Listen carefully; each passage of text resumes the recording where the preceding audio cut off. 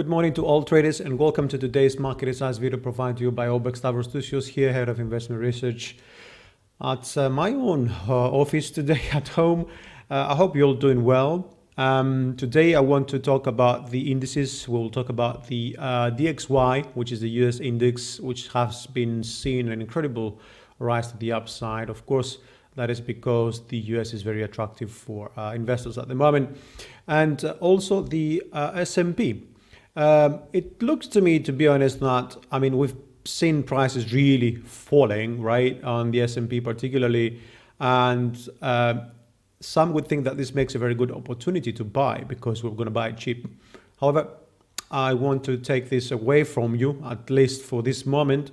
Catching a sharp knife dropping is not a very good idea when you particularly think about the that more countries actually and regions are going into a lockdown now, including now almost a third of the US population, and the lockdown in the US is going to affect the markets massively, in my opinion.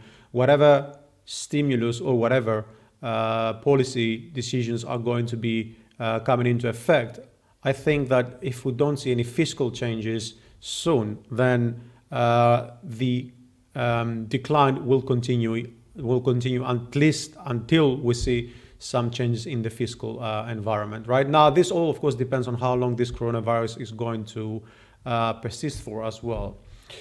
Now, without further ado, I want to go ahead and start with the DXY first. So the DXY, let me just grab my pen quickly here.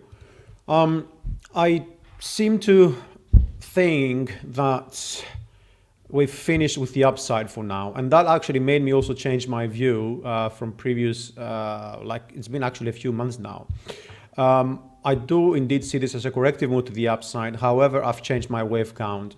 Now I see this as a W, X, and Y, okay, with an ABC move up here. This is an ending triangle. This is a move to the upside.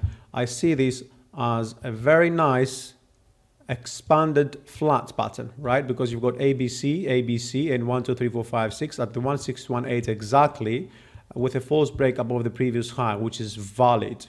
Now, if we pull out the Fibonacci extension for waves W and X, so pretty much what I'm saying is wave X is a flat, right?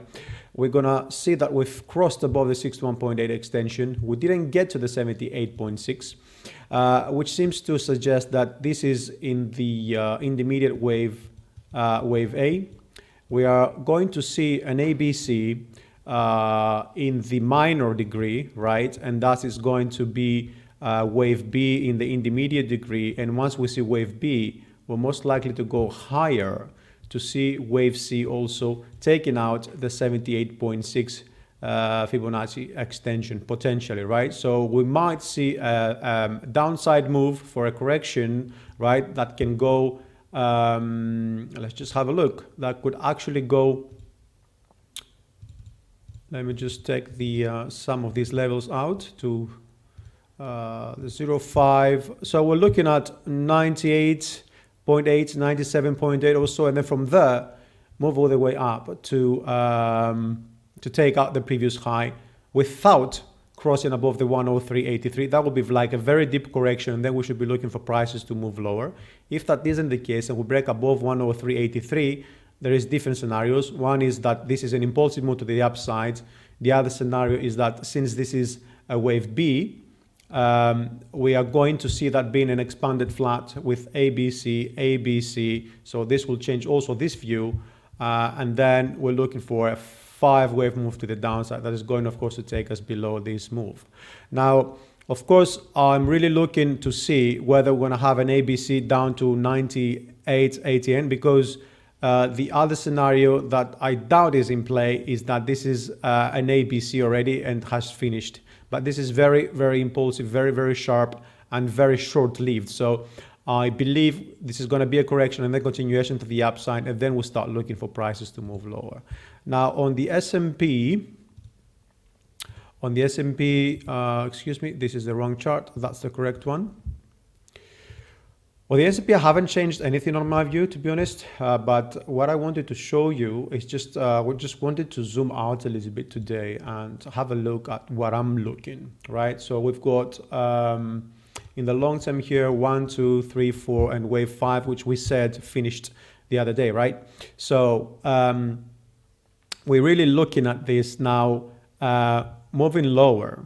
And when I mean lower, for impulsive waves, we're really looking at the double bottom at wave 4 usually, right?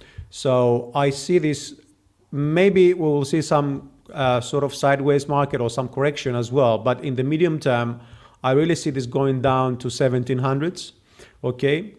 We might go sideways here because we are very near the 2000, which is a very, very strong support level, and it's potentially a good level for some consolidation, some uncertainty, right? So from there, I see this moving lower. Now, we didn't yet cross below wave 3, okay? And that's, I think, is going to be the first level to get some sort of retest, at least in the short term. And from there, I believe we're going to start moving lower.